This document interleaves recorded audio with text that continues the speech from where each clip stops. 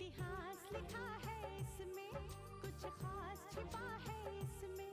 इतिहास लिखा है इसमें, कुछ खास छिपा है इसमें। मर्यादा है, कोई वादा है, विश्वास रखा है इसमें।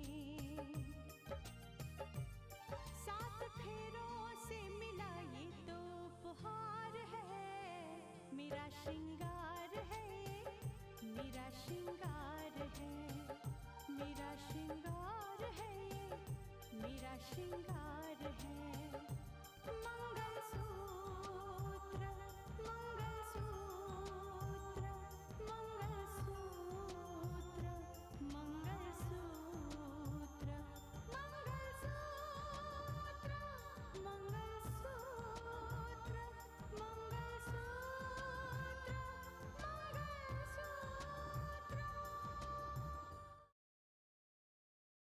मैं आज तक ये सोचता रहा कि हमारे आसपास जो लोग हैं उनके पास कानून की ताकत है, लेकिन आज कहता हूं जज साहब कि लानत है ऐसी मेरी सोच पर।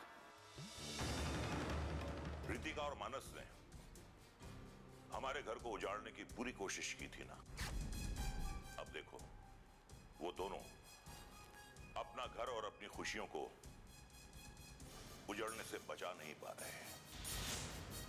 अरे रितिका की हर परेशानी, हर तकलीफ के लिए खुद को जिम्मेदार क्यों समझते हैं? मैं जानती हूँ आपके दिल में क्या सवाल उठ रहे हैं। जिस दिन आप राकेश से मिलेंगे ना, आपके सारे सवालों के जवाब आपको मिल जाएंगे। क्योंकि माँ बाप को तो बस ये पता चलना चाहिए कि उनके जिगर का टुकड़ा। राकेश का वो चेहरा जो बदल चुका है, अब वही चेहरा एक नए खेल को जन्म देगा। एक ऐसा खेल जिसके बारे में ना कभी कोई सोच सकता है और ना समझ सकता है। मैं कुछ समझी नहीं। राकेश का चेहरा बदलने से कोई उसे समझ नहीं सकता और कोई उसे जान भी नहीं सकता। कोई उसे पहचान भी नहीं सकता। उसने ना सिर्फ अपना चेहरा खोया बल्कि अपनी पहचान भी खो दी है। Identity crisis. और उसकी इसी खोई हुई पहचान का फायदा उठाकर मैं एक ऐसा खेल खेलने जा रहा हूं जिसके बारे में तुम कभी सोच भी नहीं सकती। सोच तो अब भी नहीं पा रही हूं मैं। अरे सुंदरलाल की सोच तक कोई पहुंच जाए इतना आसान नहीं है। वैसे फायदा उठाने वाले हर बात में फायदा उठाया करते हैं। राकेश के दिल में नफरत की चिंगारी जलाने वाला भी मैं ही था। उसके दिल के अंदर बदले की आग को हवा देने वाला भी मैं ही था, क्योंकि उसके दिल में जलती हुई बदले की आग ही उसे मेरी कठपुतली बना सकती थी। और उसके बाद तो तुम जानती हो कि उसे कठपुतली बनाकर मैंने जब चाहा जैसे चाहा नचाया। लेकिन तुम करने वाले क्या हो? अरे इतनी जल्दी नहीं, वक्त आने तो तुम्हें सब बताऊंगा। तुम ही हो, एक तुम ही हो जिसे मैं अपनी हर हरकत, हर खेल के बारे में बताऊंगा। और सच पूछो तो हालात ऐसे हो गए हैं कि कोई इंसान अपनी पहचान छुपाने में लगा हुआ है तो कोई अपनी पहचान जाहिर करने में लगा हुआ है। एक बात तो है सुंदर कि मैं जब भी सोचती हूँ ऐसा लगता है कि वाकई क्या दिमाग पाया है तुमने। सबको घुमा कर रख डाला। सब अपने गम पे आंसू बहा रहे हैं और तुमने ऐसा तूफान मचाया है कि सिर्फ मानस के घर के ही नहीं, जज साहब के घर की भी खुशियां तैश नैश हो गई है। चलो इतने करीब तो आ गई कि मुझे जान पाई। वैसे जिंदगी की बिछाई ये शतरंज बिसात पर खेल अभी बाकी है। अभी तो महज प्यादे चाल चल रहे हैं। राजा की चाल अभी बाकी है, रानी को मात देना अभी बाकी है। तुम देखती जाओ किस तरह से मैं उनके अस्तित्व को ही मिटा दूंगा, उनके वजूद को ही निस्तो नाबूद कर दूंगा।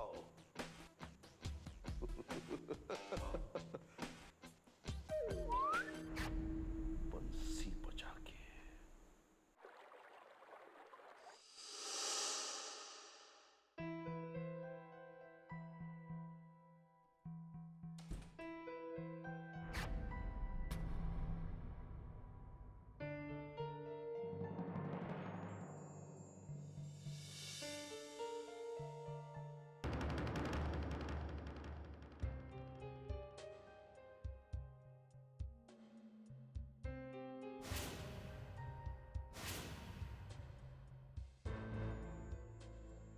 आपसे इसलिए मिलने आया था राजेश्वर जी कि मुझे कुछ बातें पता चली हैं जिन पर मुझे यकीन नहीं होता, क्योंकि इन बातों का ताल्लुक आपसे आपकी तरफ से सामने आई है। तो आप ही बताएं तो बेहतर होगा। किस बात का जिक्र कर रहे हैं आप?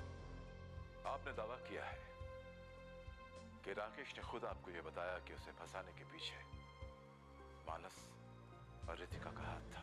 अगर ये सच है तो सच बोलना या सच सुनना शायद आपकी नजर में गुनाह होगा, लेकिन सच बोलना मेरी नजर में कोई गुनाह नहीं है।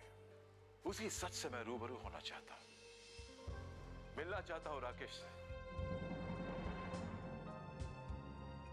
और पूछना चाहता हूं उससे कि क्यों ये बातें फैला रहा है, क्यों बदनाम करना चाहता है मेरी बेटी को। अरे सिर्फ इसलिए किसने दोबारा अपना घर बसाने की कोशिश की? नहीं,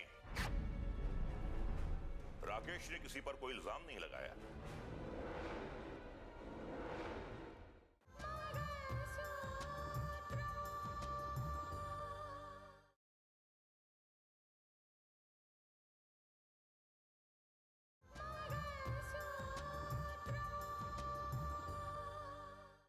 राकेश ने किसी पर कोई इल्जाम नहीं लगाया। उसने तो दुनिया के सामने वो सच्चाई लाने की कोशिश की जिसे ताकत और जोर के बल पर दबा दिया गया था। जिस सच्चाई की बात आप कर रहे हैं, जिस सच्चाई का दावा आप कर रहे हैं, मैं वो सच्चाई राकेश के मुंह से सुनना चाहता हूं। अगर वो जिंदा है तो सुनाइए मेरे सामने। क्यों? राकेश से मिलकर क्या आप वो कसर पूरी करना चाहते हैं जो अधूरी रह गई थी? उसके खिलाफ आपने मौत का फैसला तो सुनाया था, लेकिन फांसी के तख्ते पर लटकने वाली बात अधूरी रह गई थी।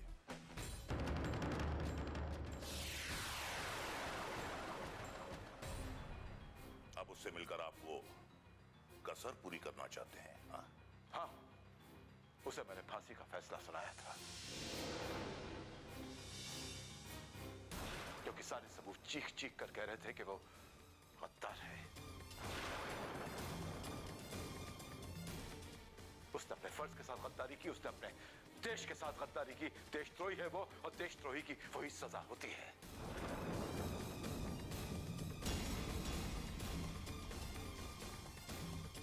आपको क्या लगता है कि उस फैसले का मुझे कोई पछतावा है, कोई रंज है?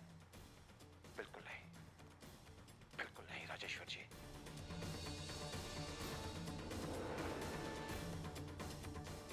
और एक बात आप अच्छी तरह से समझ लीजिए कि जस्टिस आदित्य प्रताप नारायण सिंह के दिल में कानून की इतनी इज्जत है कि कानून की राह पर चलते चलते अगर मुझे खुद को भी फांसी के तख्ते पर लटकाना पड़ा ना, तो मेरे मुंह से उफ नहीं निकलेगा।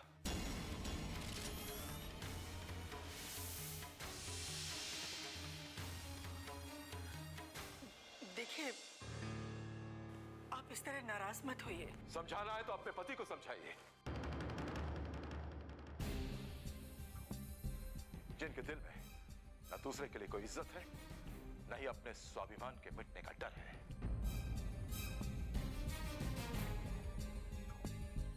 एक एसटीएम है, इन्होंने ना तो किसी को इज्जत देना सीखा है और न ही इज्जत पाना सीखा है इन्होंने।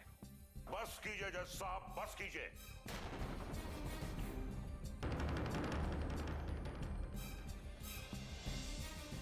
बहुत हो गया। आप हमारे घर बिन बुलाए चले आए, फिर भी हमारे मेहमान हैं। इतना सब कुछ सुनने के बावजूद हम खामोश खड़े हैं। अब इसके आगे एक शब्द मत बोलिएगा। अपनी औकात से ज्यादा बोलना ना तो मेरी आदत है और ना ही मेरी फितरत है। कुछ सवाल है मेरे जहन में जिनका जवाब मुझे सिर्फ राकेश दे सकता है, इसलिए मिलना चाहता हूं उसे।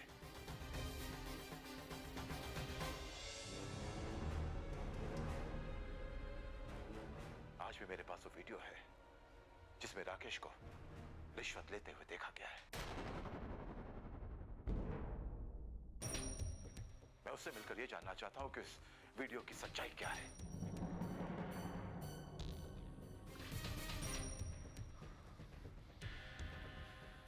देखिए राजेश्वर जी, अगर सचमुच राकेश जिंदा है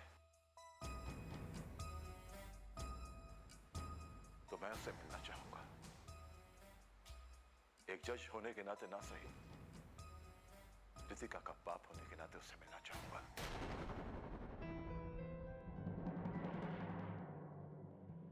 और जानना चाहूंगा कि सच्चाई क्या है।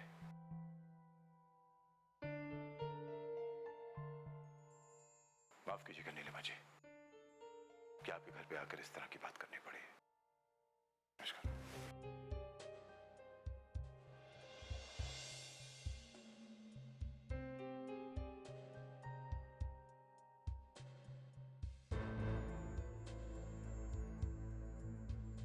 अरे एक बात आप अच्छी तरह से समझ लीजिए कि जस्टिस आदित्य प्रताप नारायण सिंह के दिल में कानून की इतनी इज्जत है कि कानून की राह पर चलते चलते अगर मुझे खुद को भी फांसी के तख्ते पर लटकाना पड़ा ना, तो मेरे मुंह से उफ नहीं निकलेगा।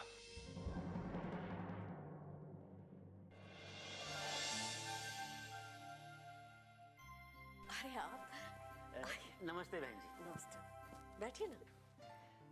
जी धन्यवाद। दरअसल बात यह है कि इन दिनों शहर में जो दंगे फसाद की वजह से हालात चल रहे हैं, उन्हें देखकर मैं और अंजना अपने आप को रोक नहीं पाए। मैंने सोचा जाकर जज साहब और आप लोगों के हालचाल पूछ आऊं। दरअसल हर इंसान इसी बात को लेकर बहुत परेशान है। देखते हैं क्या होता है। नमस्ते अंकल जी। नमस्ते बेटा। नमस्ते। माँ पापा कहाँ हैं? तेरे पापा राजेश्वर जी से मिलने गए। राजेश्वर जी से?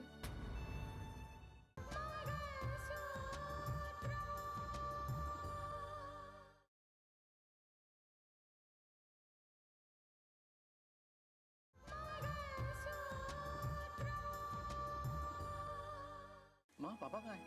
तेरे पापा राजेश्वर जी से मिलने गए। राजेश्वर जी से? लेकिन किस लिए माँ? कितनी अजीब बात है ना बेटा। अचानक ये बात सामने आई है कि राकेश जिंदा है।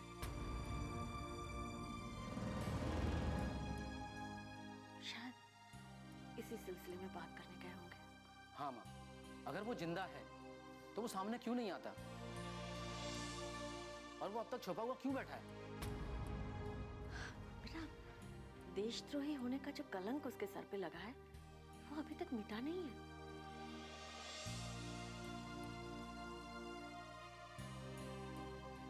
कानून की नजरों में तो आज भी वो मुजरिम है। हो सकता है उसी वजह से वो कानून से छुपता फिर रहा है। लेकिन माँ, वो दीदी से तो मिल ही सकते हैं ना? वो किसी और से मिले या ना मिले, उनको किसी और की फिक्र हो ना हो, माँ एक दीदी तो हैं जो उनके माथे से कलंक मिटाने के लिए लड़ाई लड़ रही हैं। हाँ, अब तक तो उसने रितिका का संपर्क नहीं किया। अब क्या वजह है ये तो वही बता सकता है। माँ, मैं खुद भी राकेश से मिलना चाहता हूँ।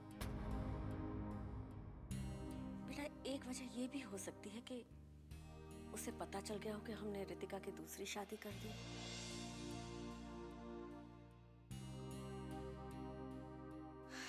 शायद इसी वजह से वो सामने नहीं आ रहा। लेकिन माँ, उनको ये भी पता होना चाहिए कि मानस से शादी करने के बाद भी दीदी का मकसद नहीं बदला। आज भी दीदी का एक ही मकसद है, राकेश के माथे से कलंक मिटाना। देखते हैं अब कब तक पता चलता है कि सच्चाई क्या है। लेकिन अगर राकेश जिंदा है तो वो सामने जरूर आएगा।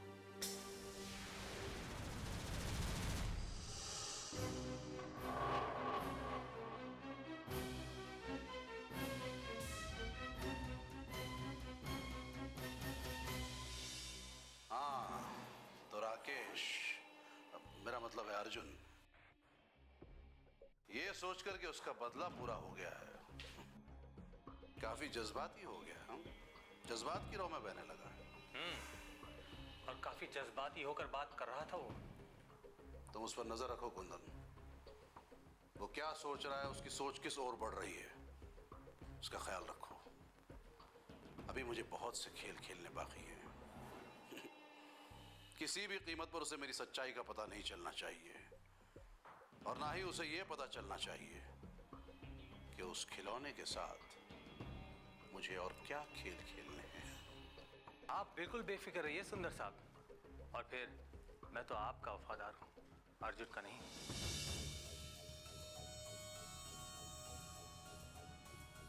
सुंदर, एक बात पूछनी थी तुमसे।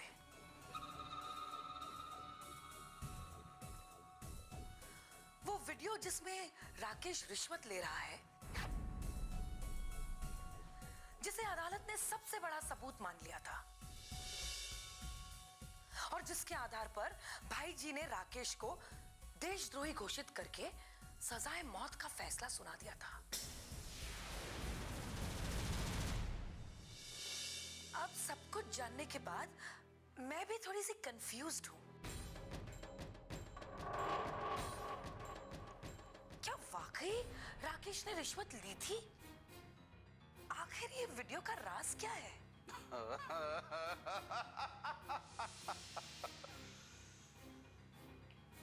मैं बताता हूं उस वीडियो का राज। वो सीडी सिर्फ जज साहब के पास ही नहीं, बल्कि इस क्रिमिनल के पास भी है। This is the CD. और सच पूछो तो मास्टर सीडी तो मेरे पास है, उनके पास तो सिर्फ डुप्लीकेट कॉपी है।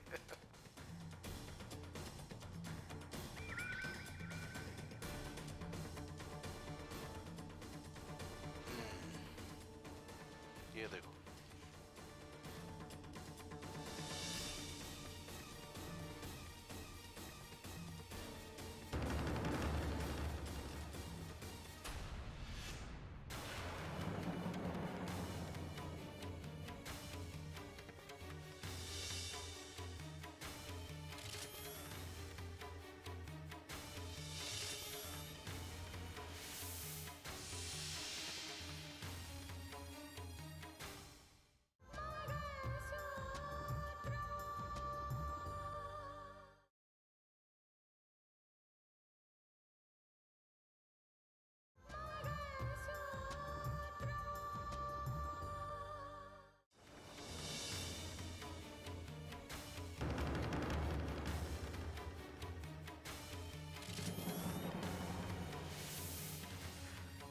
तुम्हारा काम हो जाएगा।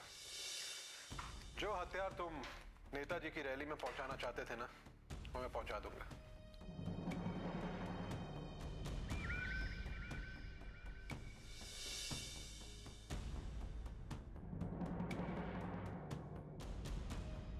लेकिन सावधानी से। एक एटीएस ऑफिसर हूं, ये काम तो आराम से कर सकता हूं।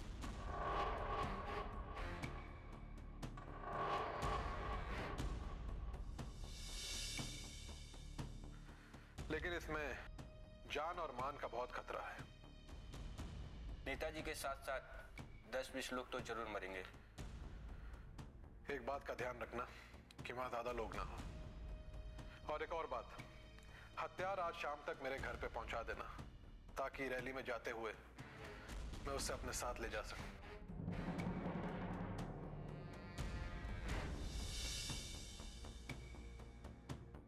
ठीक है, तुम जा सकते हो।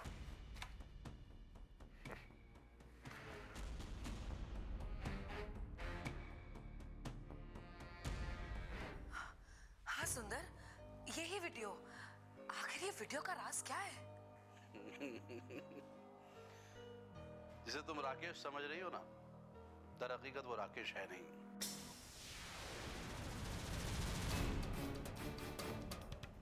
वो विपिन है, उसी का हम शक्ल।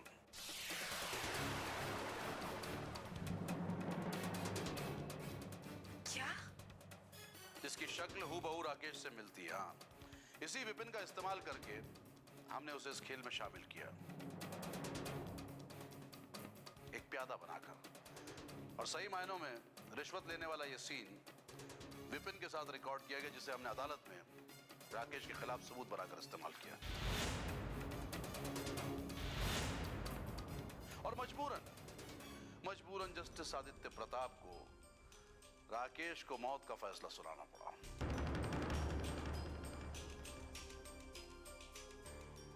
वाह सुंदर साहब वाह, क्या दूर की सोची आपने। ये बिपिन अब कहाँ है?